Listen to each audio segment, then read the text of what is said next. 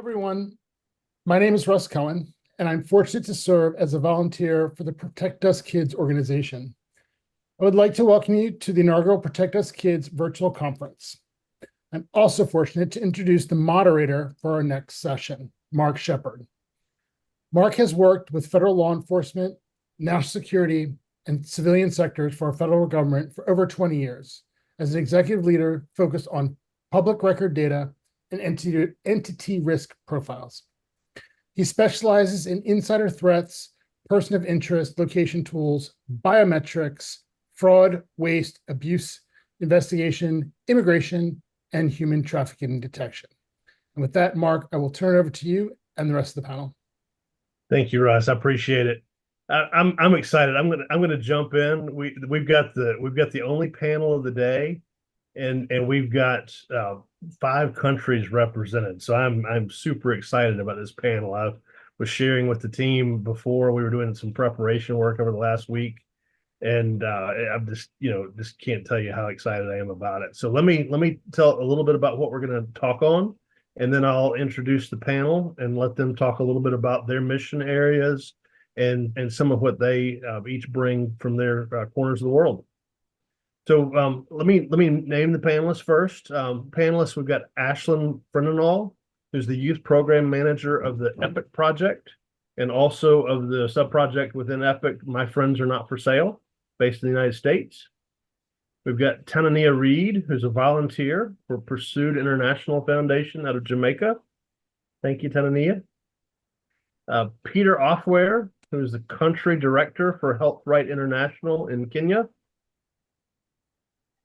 Christopher Nelson, who's the executive director of Pinnacle Learning Centers for Canada and is also the founder of the Canadian Empower Tech Initiative. And then finally, Dennis Ekware, who's the founder and executive director of Children and Young People Living for Peace out of Nigeria. So I want to thank you all so much for joining. The focus of this panel is continuation of some of the earlier sessions. I'm going to give a shout out to Steve, who just finished his. I've got a lot of death and hard of hearing friends in my life, and it was exciting to learn some new things about that, some of the challenges that community faces. So thank you, first and foremost. For additional rural and marginalized communities, they all face risk. They all face risk cyber. They face risks in the real world. And this panel is going to focus on the intersection of public health, mental well-being, digital safety, and how community-based approaches can create proactive environments to help curb that risk.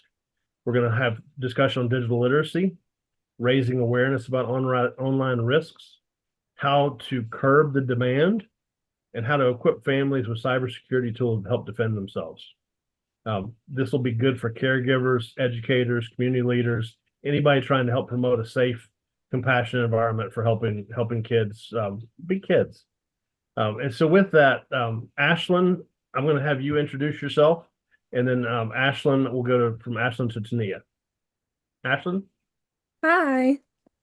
So I'm Ashlyn Fredendall. I'm from the EPIC project. I joined the EPIC project last year after my senior year of high school.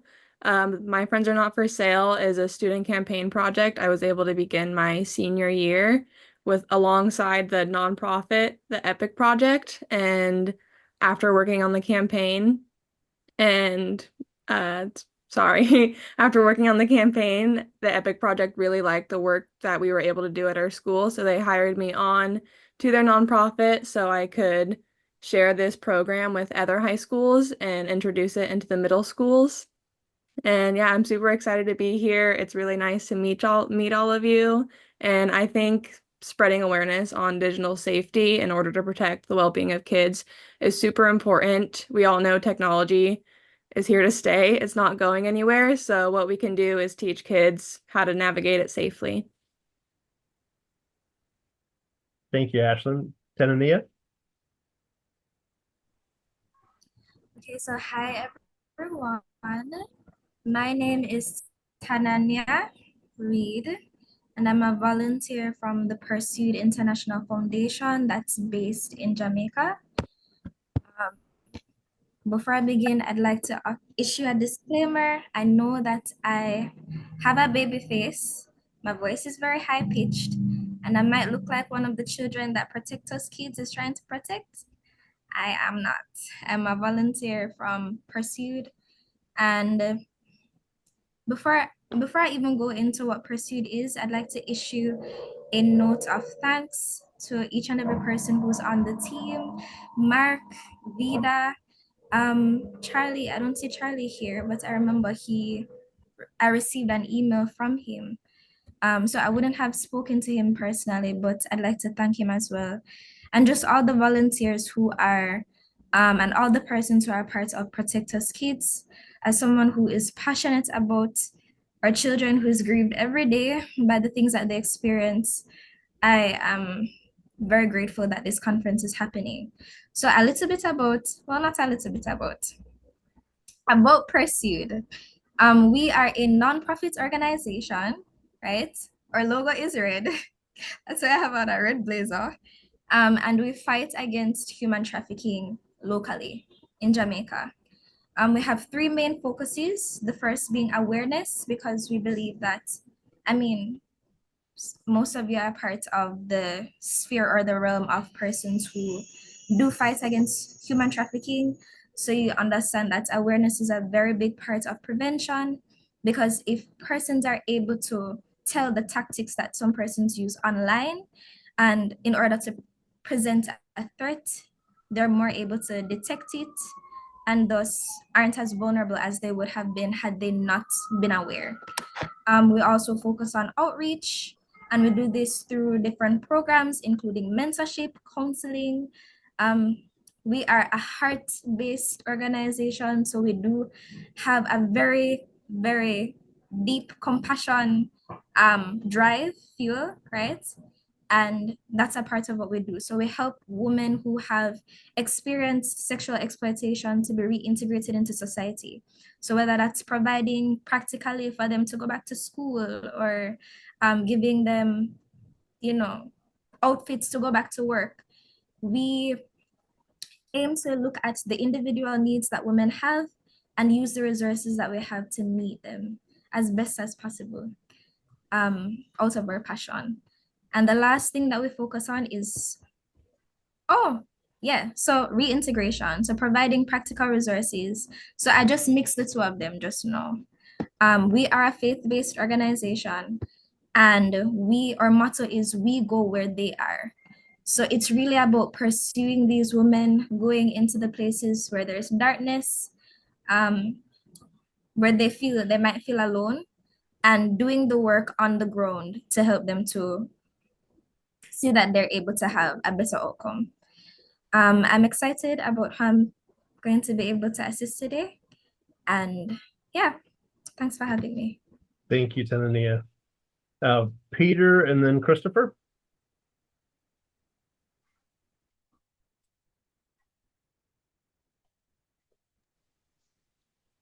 Yeah, thank you, Mark. I am Peter Ofware. I work for Health Right in Kenya as the country director. Health Right, we mainly focus on 4 thematic areas: reproductive, maternal, newborn, and child health, including protection. We also work in gender-based violence. We work on HIV. And finally, we also work on mental health. And therefore, most importantly, on the side of mental health, we focus on women and children. And we know that our focus also is mainly in marginalized communities. And in most cases, marginalized communities are disproportionately suffer more than the general population. So we realize that when women have mental health issues or conditions, they may not have the opportunity or the wherewithal to take care of their children, especially in the cyber bullying, and especially in the rural areas where they don't have better gadgets to control the use of of internet and cyberspace. And again, we work very closely with government and non-governmental organizations in trying to create awareness. We build the capacity of healthcare providers and education systems, healthcare professionals in mental health, and of course, schools where most of these children go who suffer cyberbullying. We also work with them very closely, and most importantly, we create awareness at the community level, working with the community leaders within the areas, marginalized areas where we work. Thank you, Mark. Thank you, Peter. Christopher? Hi, Mark. How are you? Good. How are you? Great. You got somebody looking over your shoulder. Be careful. Yeah, you know what? With AI, we can do anything. But first, let me just say hi to Tanania. I'm a fellow Jamaican, so it's really great to see her representing. That's my home country, but I'm based in Canada, which is part of the journey. Pinnacle Learning Centers is really a center for people who want to gain more information as it relates to technology and cybersecurity. It was established really out of recognizing the need for people who are minorities, women, people who have just migrated to countries that just feel very lost. So I can say when I moved to Canada 15 years ago, I was in that position. It didn't make a difference what my qualifications were in Jamaica, right? You could be a rock star, you could be Usain Bolt, Bob Marley, whoever. The fact is, once you come to North America, it's like snake and ladders where you're starting all over again. And there are no opportunities that are available to allow you to grow. But luckily, I met people like Vida when I was in North America and worked at Capital One. And they had a fantastic program there that they were able to bring on a lot of new talent, funneling this new talent. And I met some fantastic people there. And when I moved to Canada, I thought I would develop a similar program, which allowed people that could not afford cybersecurity, because real cybersecurity certifications can cost up to $2,500 US. So how do we make it accessible when most of it is really the cost of the trainer? So our group has trainers who give their time freely, and we are able to then allow different corporations to pay for the actual exam certifications, and we offer the certification training basically free of cost. So this is an ongoing program. For those that can pay for it, yes, we do charge. But for those that can't, we usually have about 30 people that are ongoing, that we're training them for 8 weeks.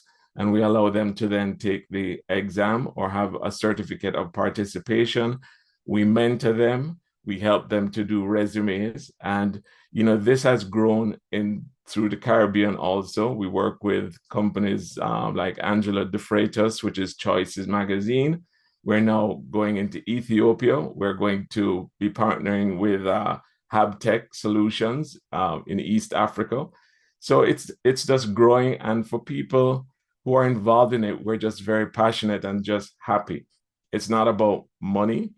It's just about helping that other person. Now, as it relates to protecting kids, yes, I have a young son and I've seen him playing games, and it's been fantastic just watching him understand, just by doing simple things, how to protect himself, going online, clicking that little URL box, and he can say, Dad, this says it's secure. He understands little things like, when I'm speaking to somebody online, that it could be a 70-year-old man who is trying to pretend to be a 10-year-old kid, and little things like that. So we have brought all of that together into Pinnacle, and we're just moving forward and building it out. So really happy to be here. Thank you, Christopher. And Dennis. Yes, thank you very much. I'm so happy to be here as one of the panelists for this session. My name is Dennis Ekwere. I'm the founder and executive director of a not-for-profit organization in Nigeria called Children and Young People Living for Peace. We work to promote and advance the rights of children in vulnerable communities, online and offline. But recently, we have developed a first-hand passion for online safety amongst children. Now, the issue we have is we are working on research and education, awareness and enlightenment.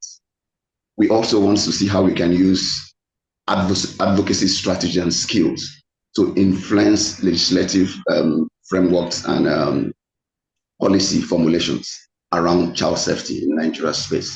And so what we do is we spark conversations around issues about children's safety. Specifically, access to internet shouldn't be harmful to children. That's just one point we are trying to make. I'll get more about what we're doing as we proceed. Thank you. Excellent. Dennis, we're looking forward to hearing more about it. Thank you. I'll start off with a question that I'd like to get each of your take on. So most all of you work with children and vulnerable children. What are the biggest risks that you're seeing related to those online activities, and how do you see those affecting their safety and well-being? We'll stay in the same order. Ashlyn, why don't you go first? Yeah, so the biggest risks that I have noticed while working with vulnerable youth is a lot of kids are really searching for one, that sense of belonging, that sense of community. And nowadays, technology, social media is so rampant. That's where they're going to find those connections. It's where they're seeking friendships, seeking just a community. Especially being a vulnerable youth, they might feel isolated. They might feel, different. They might just be searching for, that sense of belonging. And a lot of kids, turn to the internet. And oftentimes they're lacking that awareness and that digital safety and that understanding of, I may be talking to someone who, as Christopher said, could be actually a 70-year-old man pretending to be a 10-year-old boy. A lot of the time kids they don't realize how dangerous the internet can be. Additionally, online trends were sharing too much personal information about themselves and having public profiles, not understanding those privacy settings, like having a public or private profile, and then just sharing personal information, like their address. On Instagram, it's really common to put where you go to school, whether it's your high school or your middle school. That's really common to put in their bios and their captions, what year they're graduating, sharing their birthdays. And a lot of that information, a lot of predators use online to target and manipulate youth. And so, just being able to see, sorry. But the effect of online trends and additionally cyberbullying on TikTok. There was a trend called the Lollabop trend, and it was about a kid would make a video and they would call someone out that they know who they considered to be somewhat like a girl who slept around a lot, and they would call this person out online as a way to shame them. And it was a trend going around calling people out. So cyberbullying trends that affect the physical health of children, the cinnamon challenge, blackout challenge, trying to make themselves suffocate. It's really dangerous. And kids, going back into that, searching for that sense of belonging, they're following the trends. They want to be a part of it without realizing the dangers they actually face. Tanania, do you what are some of the biggest risks that you're seeing? Are you finding that there's some of the same ones in Jamaica, or are you finding something that are unique to the area? I think that's a great question, because I passionately believe that when it comes to finding strategies for protecting our children online, it's important that yes, we have something that's applicable to different populations, but we also tailor and adapt it to the culture, tailor and adapt it to the area, even the specific community that we're dealing with, because then we're able to leverage certain things that would have been missed or overlooked had we had a model that wasn't tailored. For me, as it relates to what Pursuit does, we do have outreaches with children in schools. So we do go to schools, to high schools, to speak to them about different things, about being safe, and that would include being safe online as well. However, I will clarify that we don't offer or counseling and mentorship programs to children who have experienced sexual exploitation, at least not as yet, because with this passion, it will come, right? But I believe, based on the context that I am in right now, based on the context that I grew up in, that you don't necessarily have to be a part of a nonprofit organization to experience and to grieve over the issues that our children are facing. One example I would use, I came with stories. So one of the main ones that I see, or well, two of them, and I'll tie them together, are neglect. So a lot of those children in rural and marginalized communities are neglected, or they have a lack of parental supervision, and then that results in them being exposed to harmful or inappropriate content online. So I'll tell a story because I believe that as powerful as the statistics, the web pages, the textbook material is, it's also powerful to hear from real life experiences of, on the ground of what's happening. So I'm privileged to, in my world, based on where I live, it's almost as though the world of those in marginalized communities and my world, they collide. So it's kind of like a Venn diagram and they overlap. So I'm able to interact with on a daily basis persons who don't have digital literacy. They don't have like basic literacy, right? In terms of being able to read and write, etc.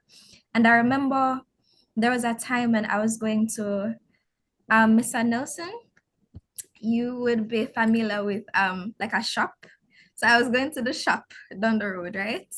And for those who aren't familiar with the culture, that's basically where those who are in have a lower socioeconomic status, they're in poverty, they can't afford to go to a supermarket, right? So they'll go to the shop. They'll go to the shop down the road because it's accessible and because the things that are being sold there are cheaper. So I went there to buy, that's where you buy like bread, basic groceries. And I went there and it was in the night and I just felt like a small presence beside me. So I looked down to my left and there was a child. And I kid you not, no pun intended, he was not taller than my waist, right? He had on no shoes, he had money in his hand, and he was sent by his parent to buy food in the night by himself, no shoes, right? So I think, and I asked him, where's your mommy? Where's your daddy? I don't remember his response, but I do remember that I was telling him, you need to put on your shoes because I was concerned. And he left. And the reality is that in a lot of rural communities, and particularly locally, there is a major issue when it comes to children being neglected. They're left with devices on their own. They don't, whether the parent is like has mental issues or whatever it may be, that causes the neglect, the children are not receiving the supervision that they need. They're not receiving the guidance, the protection, the, hey, what are you watching? What are you looking at? Type of thing. And because there's so much content that's harmful out there, they're able to access that content, whether it's inappropriate content, sexually explicit content, whether it's violent content, all of these things, and they're unregulated. So I would say those are two of the major issues that I see personally. Thank you. Peter, how about you? Challenges you're seeing and impacts to their safety and well-being? Yeah, I think with the advent of technology, it has become extremely intricate matter if it comes to the children. We see this marginalization here, for example. We are not talking only about families that are in rural areas, but we are also talking about families that live in informal settlements. For example, in Nairobi, some of the informal settlements where families, in most cases, the broken families, the parents are not there to supervise their children, and therefore they engage in a number of activities and very, very inappropriate information, access to dangerous people who pretend to be young as they are, accessing pornographic information in the cyberspace, and also wanting sometimes to appear very the so-called celebrity in their own right. People who are purporting to be celebrities, people who are purporting to be making money, people who are purporting to be of help to them. And because there's no supervision and even strategies of supervising these young people, it has become extremely difficult because there's very little focus from the governments and even those children who are in schools bullied within the social media. And we have even had cases of suicide cases of children who have been bullied through the social media platform. So it's a very dangerous area where we are having a lot of issues managing children, even at home, even in schools, accessing information that they should not access. And it's even worse when the parents or a mother have mental health, then how they deal with child safety becomes a big issue. We have done a project within Nairobi informal settlement called Mkuru and Madare, and we have realized that about 50% of prenatal mothers have one form of mental health within the informal settlements. But this also cuts across because even WHO talks about mental health in their data, because about 50% of the population have one form of mental health or the other. So it's even worse than if they have to deal with their children. The children are going to school. When they come back, the parents are not there to supervise them. They have access, even if not within the family, they still have access to phones from their friends. So it's a very difficult situation to handle. But as an organization, we are working very closely, as I said earlier, with like-minded organizations to ensure that these things are being addressed within the schools, within the teachers, to get information and pass that information to the children. It's also important to note that some of the marginalized areas where we work are areas that usually are prone to conflicts. And when there are conflicts, children suffer more. And therefore, their only solace is probably if they have access to cyber, they can, it's part of their pastime. So I think these are dangers that are currently with us as a society. Thank you. Thank you, Peter. Christopher, how about from your perspective in Canada and some of the other countries that you've now branched into?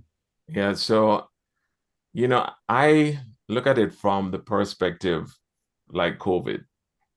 I don't think that when we're talking about predators and children, that whether or not you're rich, poor, middle class, disabled, that it's any different. we tend to talk a lot about the kids that don't have the resources, but I worked with one of the largest school boards in Canada. They had over 120,000 students. I was responsible for cybersecurity. We were dealing with more threats from bullying than people trying to hack the system. The amount of students that were having issues with social media, right? Different types of online threats. This had nothing to do with low, middle, or upper class. It was just whether or not you were in that vulnerable position. What I believe is that we need to be able to take a multifaceted approach to it, which is empowering students, parents, educators. The students, we're talking about digital literacy, which is meaning that we need to engage parents and provide them with the tools. There are many free tools out there. For example, you have KidLock, right? Like I can tell you exactly where my son is right now. Once he has his phone or his watch on, I can tell you where he is. I can tell you everywhere that he's searching online, and it gives me an alert. And I can call him and say, why are you searching that word? So after a while, he knows it's like a fence. And after a while, he knows if I go there, then the alert is going to come out. Plus, mom is calling at the same time. You have Norton antivirus, which can be placed on systems. It's not overly expensive to have an antivirus solution. Now, I understand, as Tania said, that you have situations where kids are on the street, walking at night. Who is looking after that child? But we need to really protect kids by taking the approach that we did with COVID. That people are walking out like us, knocking on doors saying, are you wearing a mask? We need to be able to speak to parents and educators in the terms that we would use with masks and explain to them the dangers, because they don't understand the dangers. They're giving out phones, they're allowing kids on computers, but they themselves don't know how to protect their children. They don't understand the concept of a predator online. They don't understand chat rooms. They don't understand how easy it is to download applications that put them in these chat rooms. And until we get to a place where this group is sitting here and others, and we're going to libraries, we're going to community centers, we're giving up our time free of cost to go out there and hand out pamphlets and just talk, then we're not going to change the dynamic. We need to demand time within schools, and instead of, and we see it all the time, you'll have somebody from the local zoo walking in with lizards and snakes and rabbits, sitting down with kids saying, oh, let's touch and play. Who is going into schools and talking to kids and saying, don't play with that digital rabbit, that digital snake? It's a different type of conversation. Yes, it's uncomfortable, but we need to begin to do that. And that's what we do. We're reaching out to libraries, we're sharing our time, and we're going to begin to take more and more of that approach where we're going to that grassroots level, right? We're going to community events. You get a booth there and you just start to talk to people and say, did you know? And I think we need to begin to demand, for those of us that have things like cable television, some of us know that before you can go to a particular site, you have to put PIN codes in before your children can access certain types of programs. So why aren't we demanding that our internet providers put these same guardrails in place? Why doesn't Google or DuckDuck or Safari and all of them say, okay, here's your browser? Well, before you implement the browser, who else is in your household, so that each person that accesses that browser has a PIN that can only take them to a particular level? We need to demand these tools so that we can vaccinate ourselves and vaccinate our households, because it's been proven to work that lives were saved, and we can begin to save a different type of life and prevent a different kind of injury or illness. So that's my approach. I like the vaccination analogy. Thank you, Christopher. That's good. That's good stuff. Dennis, how about yourself? And I'm gonna do moderator's preference here in a second. And at Dennis, I'm gonna give you a second just to think about your response. But after Dennis provides his, I want you to think about, several of you are talking about bullying and such. I'm curious if that is, more localized, or if that's people across the globe. And I'll ask that again in just a second. But Dennis, so that you have a time to respond, biggest risks related to online activities and how that's affecting safety and well-being. Okay, I'm going to talk within the local contexts that have operated over time and share the experience, because I think I just did a program, and I think Vida was part of the speakers during the program I did, and it was a stakeholder meetings where I brought in schools, law enforcement agencies, the judiciary, and then I wanted to just bring everybody into the room and let's understand ourselves and understand the weight of the issue. And then so we can begin to, like a multisectoral approach, we begin to see how do we work together. Because until we see this issue as a society-wide problem, we'll be talking to ourselves as making it an issue for ourselves. But above that, in Nigeria context, I think the first thing I would like to point out that is the greatest risk is that the parents themselves they are not, in terms of technological literacy, they are not up to, because you cannot give what you don't have. So if you have a phone and you hand it over to a child of 2, 3, 4, 5 in Nigeria, you are the father that got him the phone. Just give him 2, 3 days. He will navigate and get to know everything about the phone. And yet the father doesn't know. It's the father that will be asking him, how did you get here? So you see the risk, where the risk is. So the parents cannot correct because they don't even know that there's vulnerability in what I've given to this child.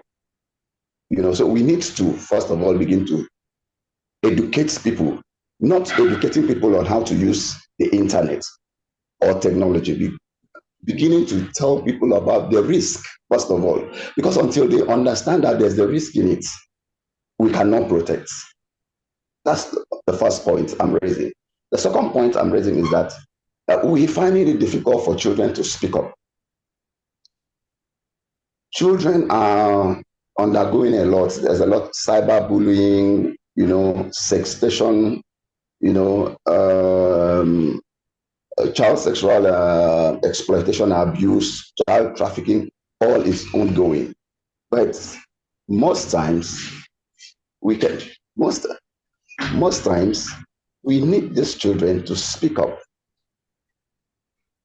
What mechanisms do we have in place that children will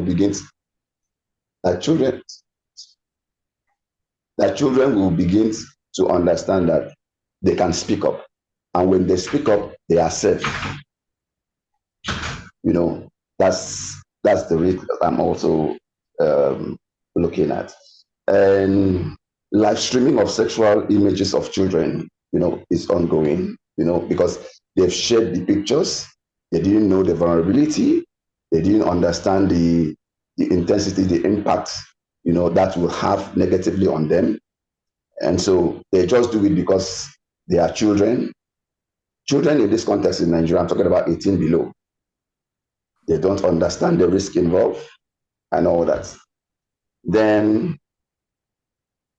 the next one is we also see high number of people being recruited into armed violence groups via online. There's a lot of radicalization going on. online, and people just feel, because there's no avenue to counter children vulnerability to radicalization.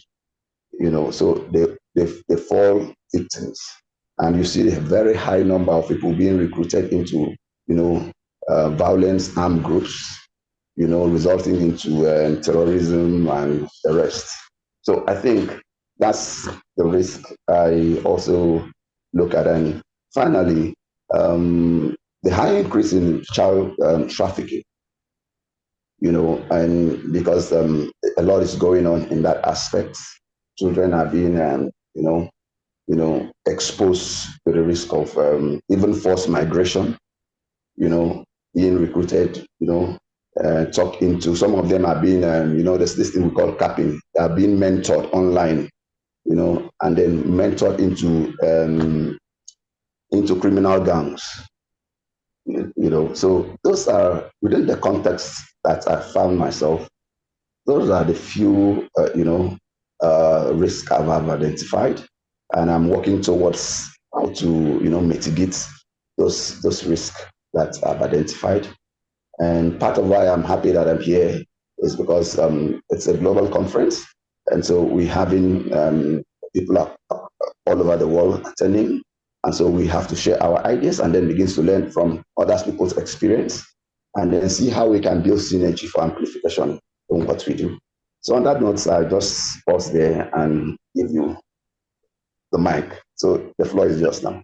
That's excellent, Dennis. You're absolutely right. I kind of had a light bulb moment where you're right. We talk about all the things you should and shouldn't do, and the risks that are online, but we don't have good mechanisms for making sure the kids are heard when something happens, or helping to make sure that for the countering the radicalization or gang mentoring, other than like a Boys and Girls Club or a neighborhood association or something along those lines. There, some cases, countries patriotism, but that's hard to quantify in some ways.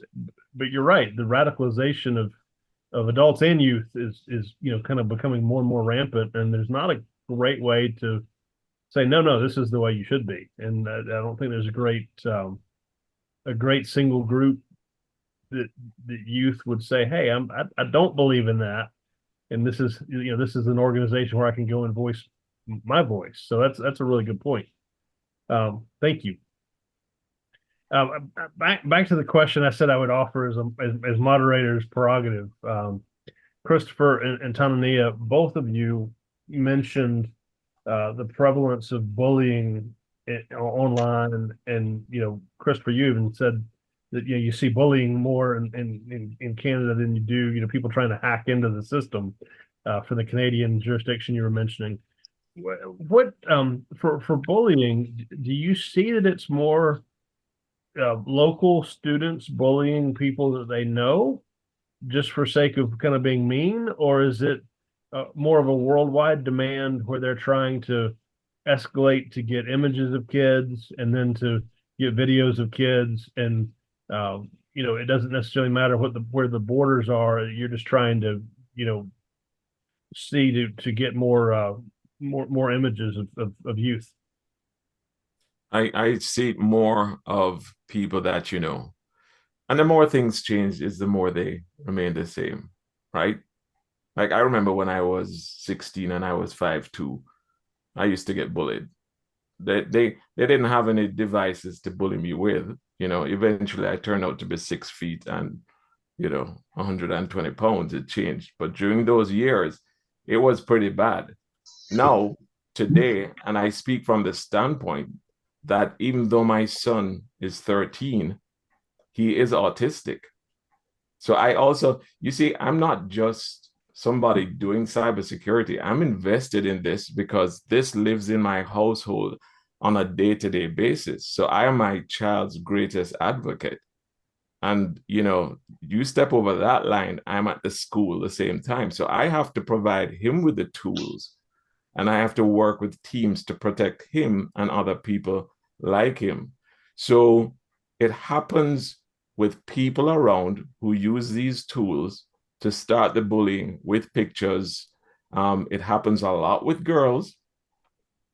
It happens a lot with girls who find themselves in positions that maybe they trusted the person that they were with, and then a picture is taken, and then that is shared, and that then in many cases leads to suicide or other PTSD issues. But it normally happens from the people that you know.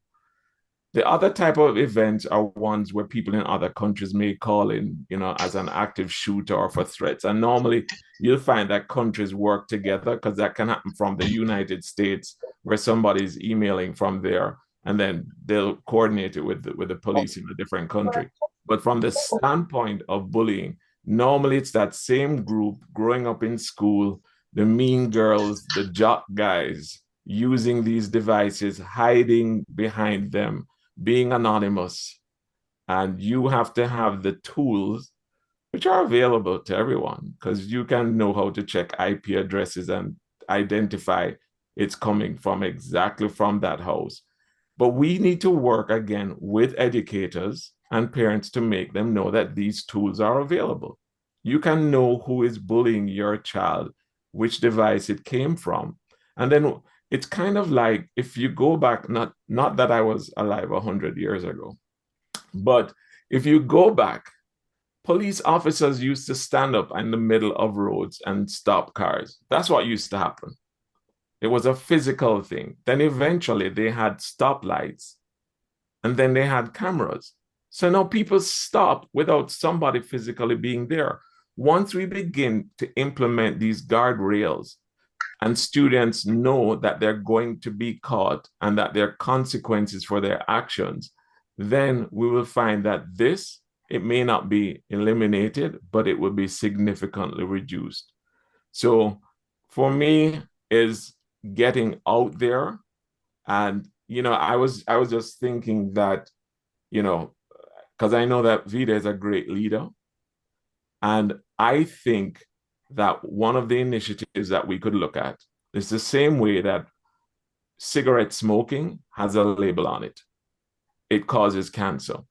And a group started it, and eventually every box of cigarettes had this label that said, you run the potential of dying from cancer. So why isn't every chat room showing a label that says, warning, before you enter, the person you are speaking to could be X, Y, and Z?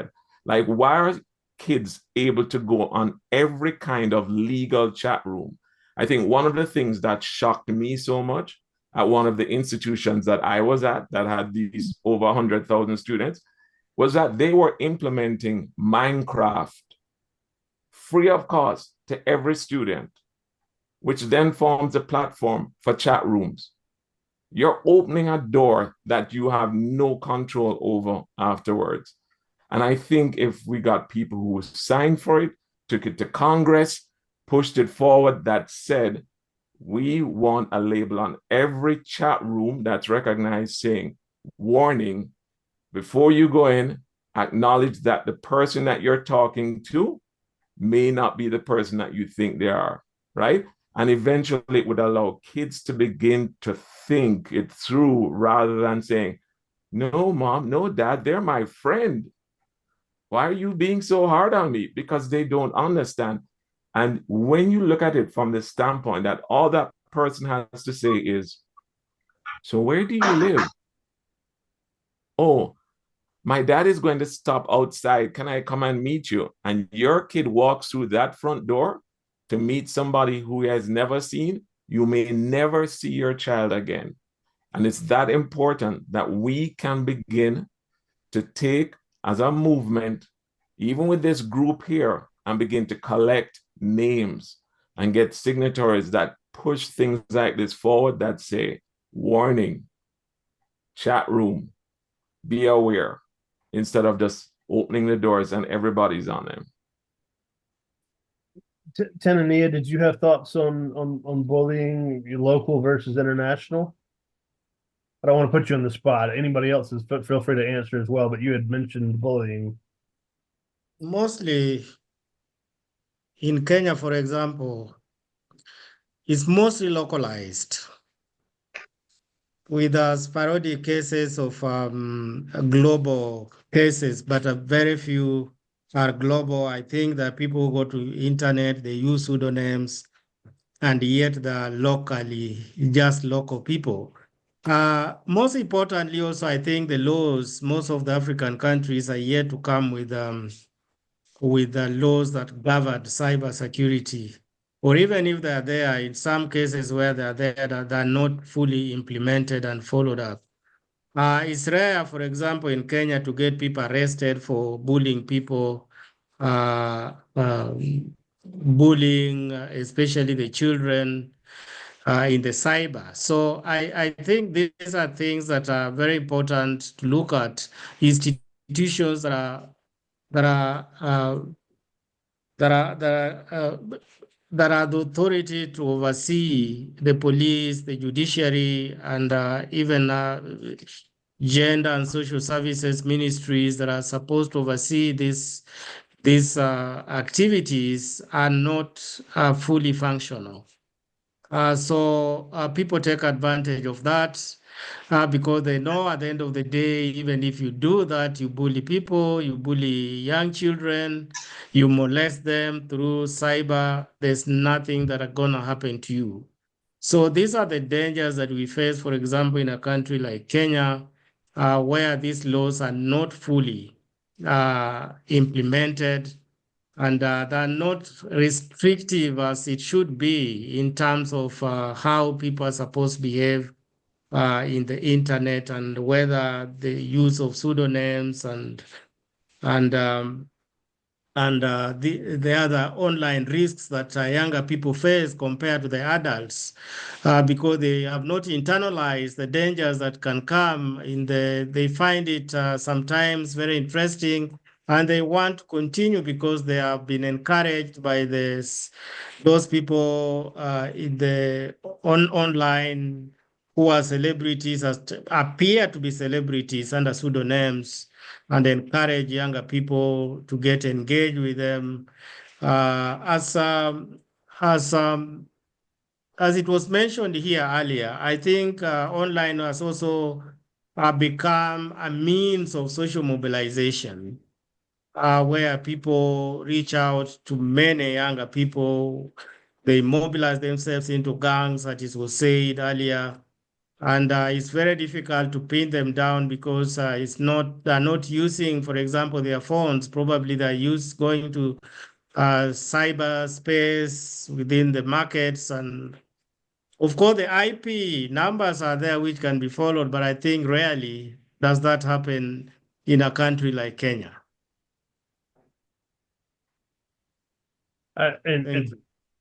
Thank you, Peter. I see you mentioned loopholes and lack of laws to hold people accountable. I see some of that even in the United States. I've done some work over the last couple of years with indigenous people here in the United States, Native Americans, and between jurisdictions and reservations where Native Americans would many would live. The laws between a local jurisdiction and the reservation are so different, and don't necessarily allow a law enforcement officer from one to go to the other unless there's special rules that have been set up. So I see the same in sections of the population in the United States as well. So it's abused. So definitely noted. Tenney, I'll give you just a quick chance on the bullying topic, and then we'll move on to the individual questions. Did you have any thoughts on that, or you feel like everybody addressed it well? I think they addressed it very, very well. I just like to reiterate, can't quite find the word, but I'd just like to say that as it pertains to what Mr. Christopher Nelson said about systematizing I think that whenever you systematize rather than trying to deal with individual cases, of course, having persons that the children can go to report things is helpful, right? Counseling is helpful. Having, for example, having guidance counselors in schools who are actually learned, trained in terms of like the digital space is helpful. But I do want to say that I agree that systematizing it would be very efficient. And I also agree with, right, I also agree with Peter in terms of what he said about, um, it happening, or in terms of what they both said about it happening with people that you know. Um, and I'd also like to say that I think there are, in terms of what Mr. Nelson said, I think there are systems set in place, but I think we have to reevaluate the effectiveness of those systems in terms of like report cases to be able to say, hey, I got bullied, because for example, there can be a telephone line, right? Just as an example of something that we know, there can be a telephone line where somebody is able to call in and to report a case of bullying that's happening or some sort of abuse. But if nobody's there to answer the phone, then the casualty is there because the system was not properly put in place, right? So I think that that's also something that I would add. And I think that they answered very well. Very good. Thank you. Hello, Mark. Hey, Dennis. Yes, please. Very important point I want to add. I just want to chip in. Yes, please. In terms of, because I also noticed that we have very weak international cooperation when it comes to cyberbullying. Yeah. So we have someone the victim or the survivor could be in Nigeria while the perpetrator is in Canada. So how do you hold such person accountable using the legal frameworks within the space of Nigeria? So there's the need to a sort of find a pathway where we can have a sort of international cooperation where the distance doesn't matter, even as much as it happens online. You can be held accountable for that. So I just want to chip that in before we move on. Thank you. Great point. And I will tell you the three organizations that help with that: Interpol, Europol, and ICMEC, which is the International Center for Missing and Exploited Children. All have some international. The first two have international teeth, I guess, if you will, to where they can explore that. I've got some personal friends that have been part of Europol in recent years past, and they were U.S. but went as part of an attaché to Europol to assist in crimes that were occurring in that area of the world, but were impacting the United States. And so there are some avenues for that. I don't know if they're as fully inclusive, and I think that's part of why we're here today and tomorrow, is if they're as fully inclusive of the world as they should be, and particularly of marginalized, and low income populations. So I think that's a very good point. I'm gonna shift off of the bullying topic. I think it's an underlying theme. I want to make sure I have an opportunity to ask each of you some of your individual questions, and I will probably knock a couple out just for time's sake. But I'm going to make sure that you have some time to talk about your organizations. Ashlyn, the Epic Project. Y'all address the abuse and exploitation of marginalized youth primarily by curbing the demand side on trafficking. Can you share some approaches that you've seen that to be effective? And feel free to weave it into the discussion we've been having, or if you want to take us off in a different path, that's okay too. Yeah, of course. Sounds great. So yeah, at the EPIC project, they decided to take the approach of targeting the demand side of trafficking.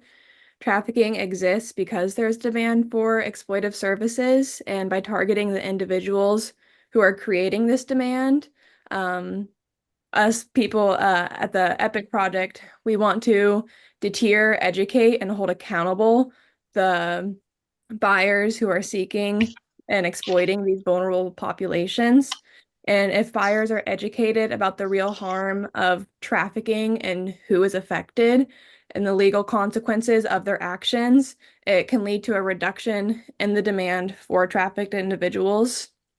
And youth from marginalized and vulnerable communities, whether it's poverty, homelessness, runaways, LGBT youth, Black and Indigenous girls and women, they're the primary targets of traffickers. And by addressing the demand at the EPIC project, we're talking to this pool of potential buyers. And with talking with these potential buyers and holding them accountable and being able to educate them, a lot of the time, these buyers don't realize who these women are and what they're going through and how they're being exploited. And by talking to these buyers, hoping to reduce the amount of buyers, we're limiting the amount of opportunities for traffickers to exploit these vulnerable populations. And at the EPIC project, it's really also about cultivating a new culture, changing this culture that we know, and wanting to educate men. The majority of sex buyers are men, so we're wanting to shift this culture and raise a generation of men who aren't going to buy sex, and teaching men the ethical, moral, and legal implications of participating in exploitation, engaging potential buyers in the conversations and campaigns and challenging their harmful perceptions that they hold about women, children, and marginalized individuals. We hope that these initiatives can shift societal norms.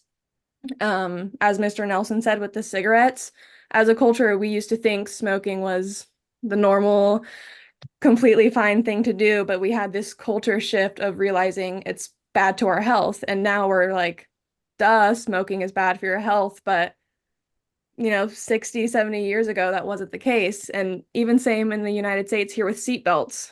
We used to think wearing seatbelts wasn't necessary. Now it's required by law. So really wanting to shift that culture.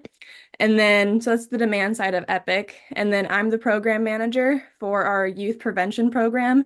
My Friends Are Not for Sale. And that's really where my heart and passion is. When I was my last year of high school, I felt really empowered as a student, just I've dealt and faced with the risks and threats online, and I went through that in middle school and high school without the proper education and without knowing the potential risks I was facing. And I really wish I had somebody or something like My Friends Are Not for Sale to be able to talk to me when I was at my most vulnerable as a youth. And we really want to help empower students. My Friends Are Not for Sale. It's about peer-to-peer awareness. So having students talk to other students. This topic isn't always easy to talk about, especially when you're in high school. It sometimes feels awkward. So sometimes having an adult in the room trying to talk to you about this, it might just have that barrier of just that culture barrier of adults grew up with a different experience of technology that these children are, and just wanting to break that barrier and just having students connecting with other students. It's just really interesting because I understand what they're going through. I know what they're thinking. I kind of get the whole culture of this like online scope. And so I'm really able to connect with them and empower them and educate them, because it all goes just back down to education and awareness is the key to prevention. I agree. I know that's one of the things that Protect Us Kids has seen in our youth life program, where it's youth talking to youth. And we found in talking amongst law enforcement and NGOs in the space that what you described with my friends are not for sale, and what we've seen with the youth program, the youth life program with Protect Us Kids, they are very far and few between that those programs exist. And Right.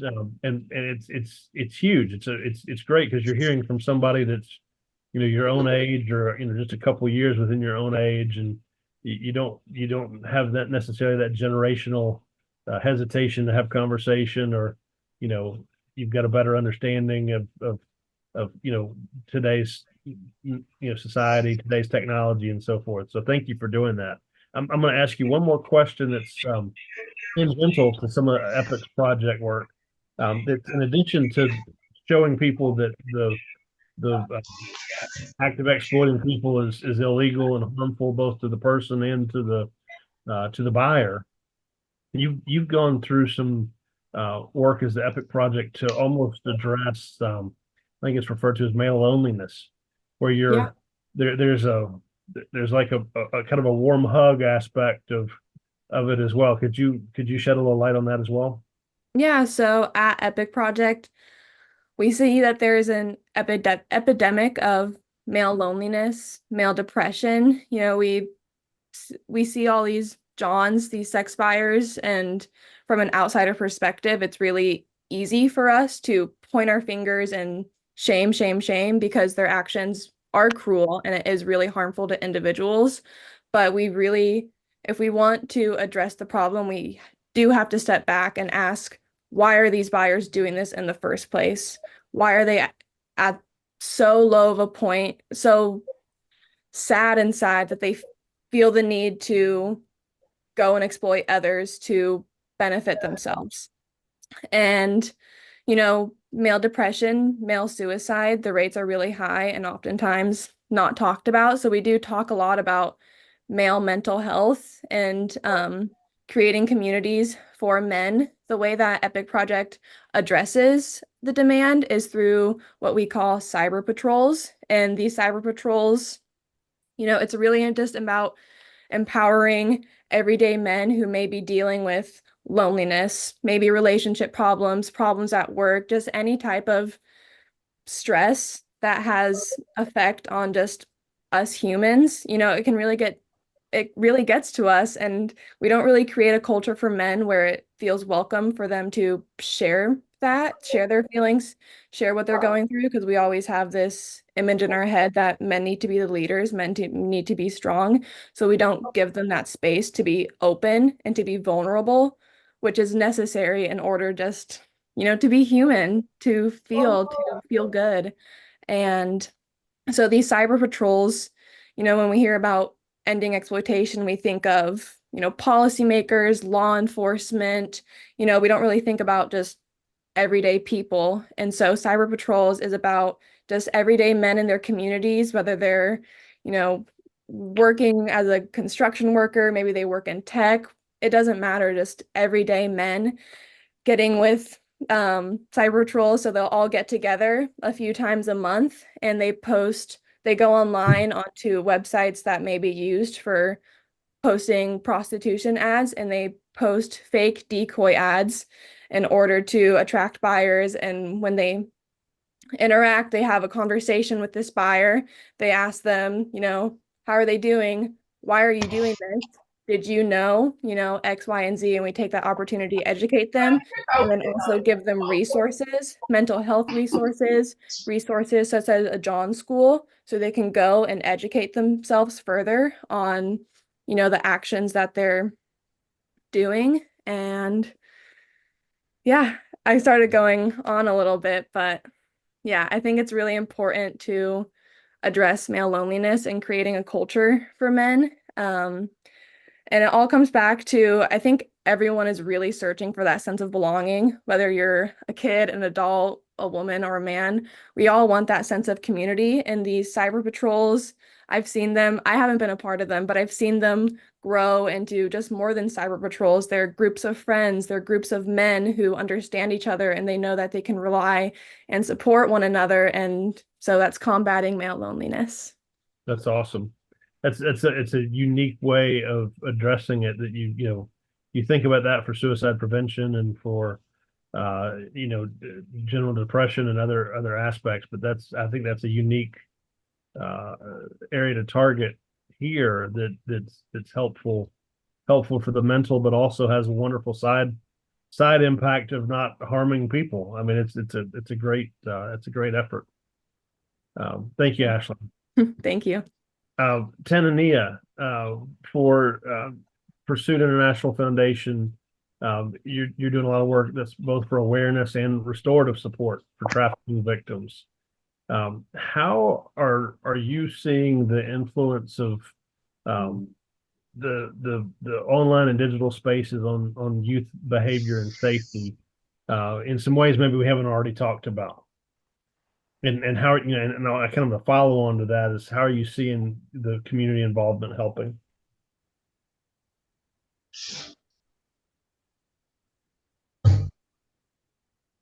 Okay, so can you repeat your question?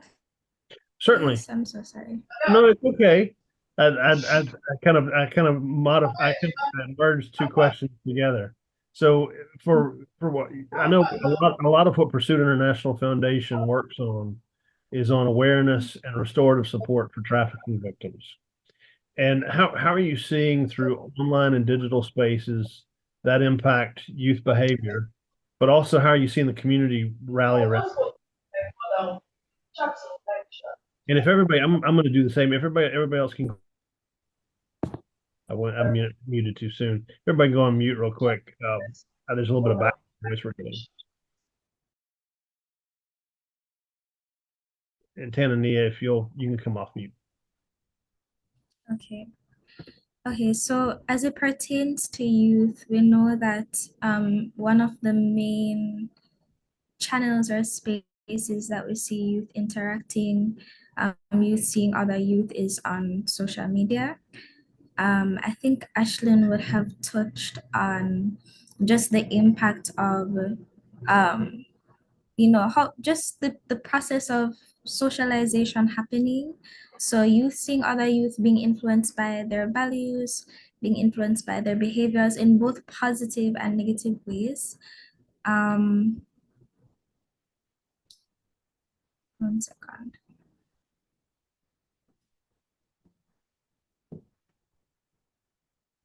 And in terms of addressing, I think that one of the most important things, especially when it comes to youth, is for us to come from a place that I think all of us have been resounding about.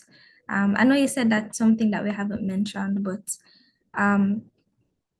which is by having it be a personal thing. So for example, if you're working with youth, you're seeking to address problems that youth face, you're seeking to come up with solutions, right, for youth. It would be wise to interact with youth, have conversations with youth, and then go from there in terms of what you implement and using that information. For us, we have, of course, we have, worked with young women, and we've seen the impact of them being exposed to different things online. I think that if we take the approach that I mentioned before, then we'll be able to have a meaningful impact, because then there is relatability. Because even when you think about why peer-based solutions work so well, it's because they're able to relate, right? When you use language from their world, it's like you're stepping into their world. You're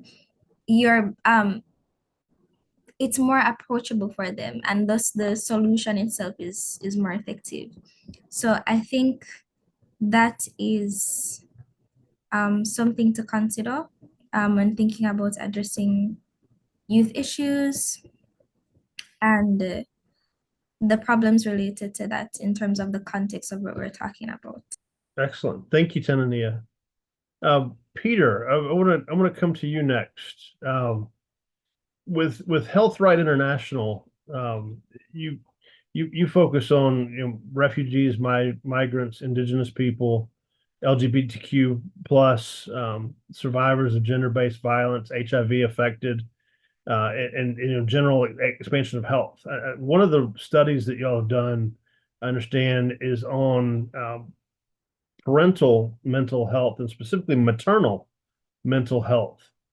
Can you talk a little bit about that and its impact on child safety in Kenya?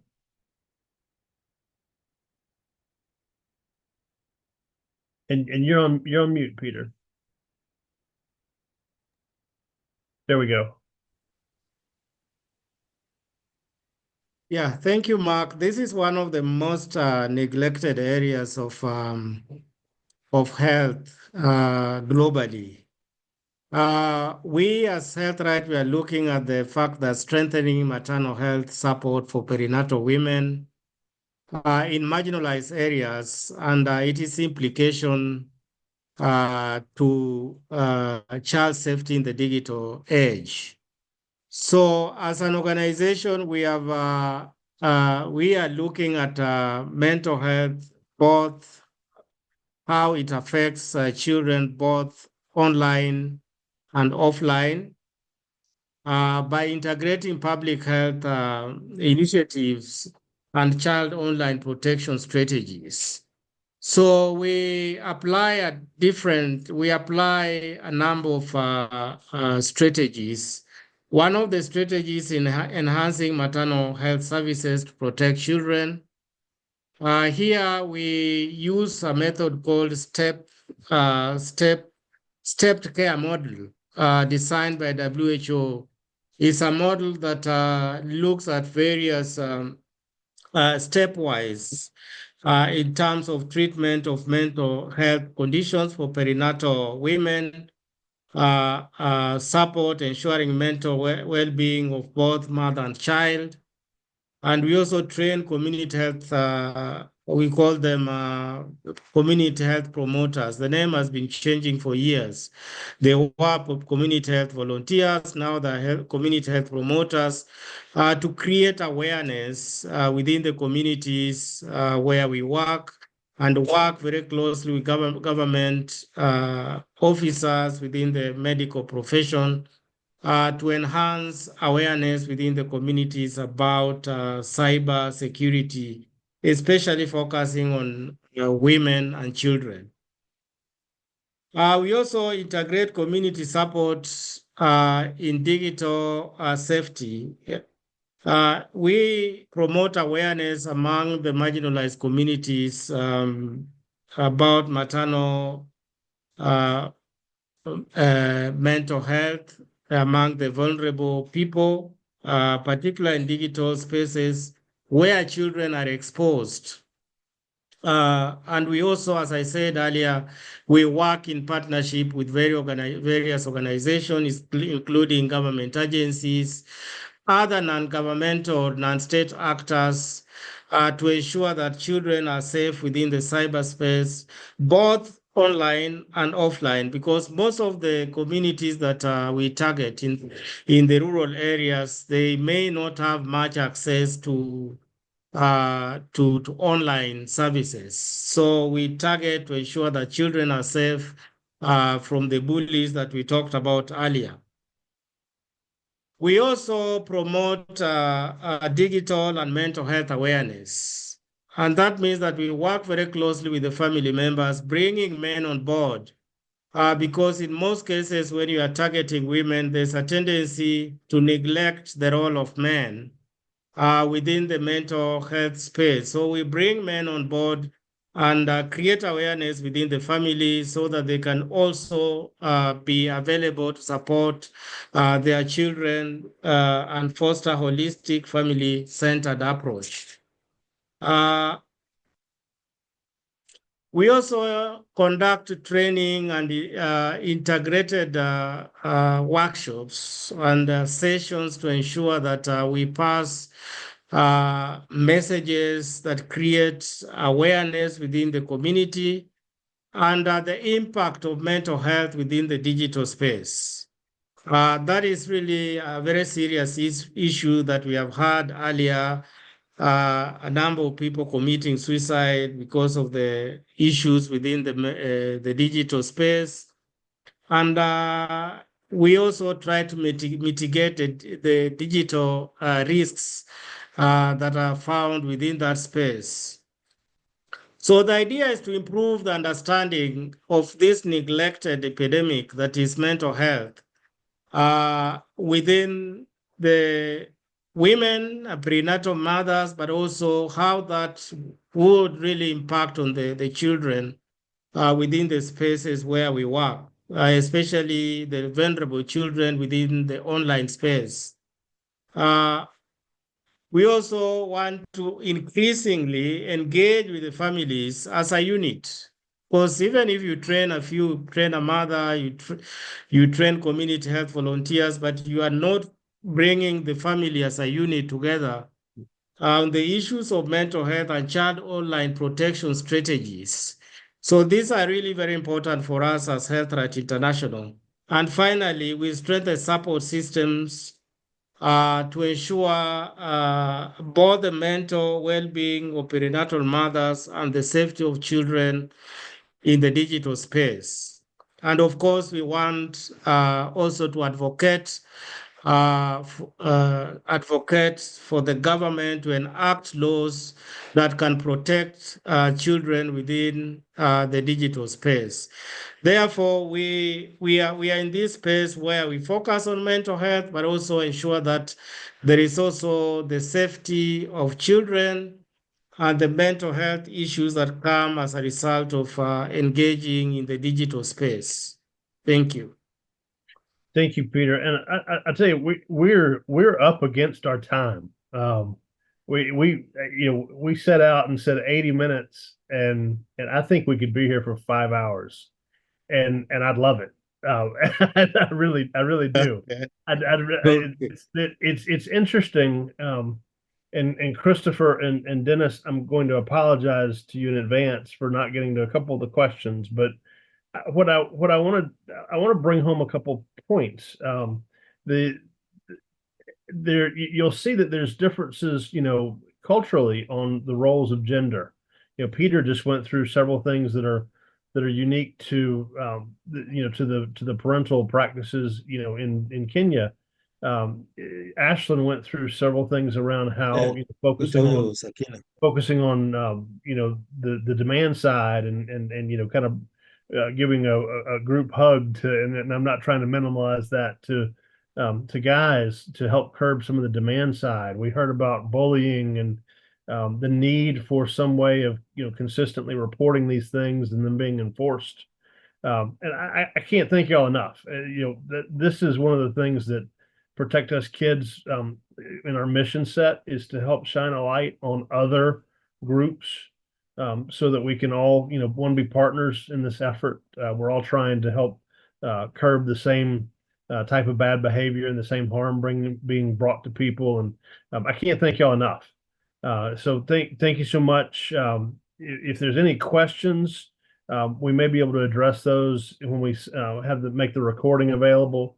And also, if there are any people wanting to contact each of the individuals on this panel for their respective organizations, all have websites. I had a chance to go and look at all of them before here, but we'll make those available also so that if you want to go and support any of these individual groups, obviously in addition to Protect Us Kids Foundation, because we're biased, but if you like help support any groups, I can't recommend them enough. Thank you all so much. You have a wonderful rest of your day. You got a few minutes to grab lunch. We start back at 2 p.m. Eastern, which is in 36 minutes. And Russ, did you have anything to follow up with here at the end before we cut out? All I want to say is reiterate again, Mark, thank you for hosting and moderating the panel. And thanks to all the panelists for doing this as well. I agree. You could probably talk for another 5 hours on this topic. So, and that's why we call this the inaugural virtual conference, because we want to have more. So thank you very much, everyone. And thank you all so much. We appreciate you. Bye. Thank